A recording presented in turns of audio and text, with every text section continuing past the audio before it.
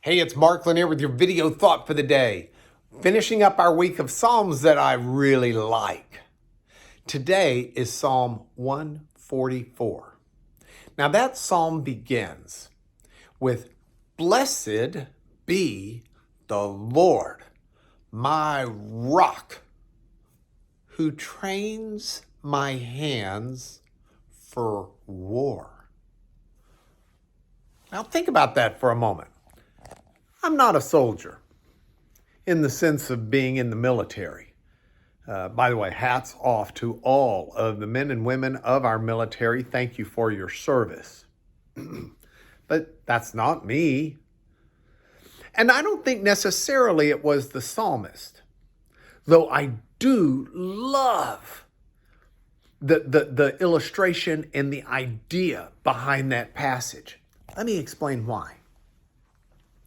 If you think about war back in the days of the Old Testament, they didn't really have a lot of professional soldiers. They had a few. There'd be the general of the army. The king was sometimes a professional soldier of sorts. But the professional soldiers weren't really the ordinary people. They didn't enlist. They didn't go to boot camp.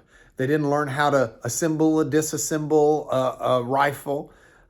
They didn't learn those types of things. Most of them were just farmers, sheep herders, goat herders, merchants.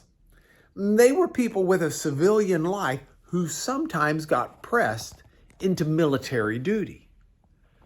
So within the framework of that, how does one go about being a good soldier when it's not really what one's profession is?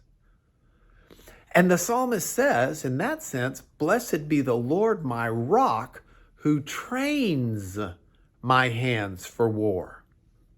The psalmist is saying, I can do things that I'm not ordinarily trained to do because I worship a God who enables me to do those things that I couldn't do on my own.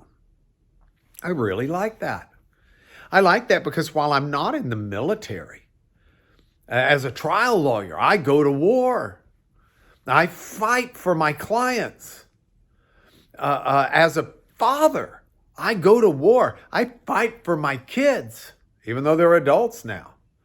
As a husband, I go to war. I fight for my wife.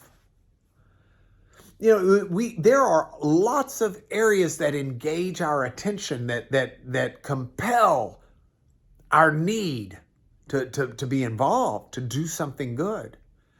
And for some of them, quite frankly, we may not have that skill set ourselves. But we can always turn to the Lord.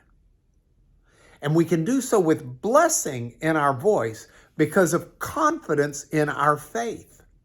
That the one to whom we turn is the one who's able to train our hands for the task in front of us. I love this. I love this aspect of God, this whole idea that God is a God who, look, he could snap his fingers and just do the war for us. He could snap his fingers and do the task for us. But that's not the way this world is set up, and that's not who we are. We're not puppets. God wants us to learn to walk in victory in whatever warfare we face. But the way he does that is not simply by winning it for us. It's by training us to follow his lead, to use his gifts, to walk in victory. Blessed be the Lord my rock, who trains my hands for war. So what war are you fighting today? What challenges are in front of you that require more than your own skill? Bless the Lord.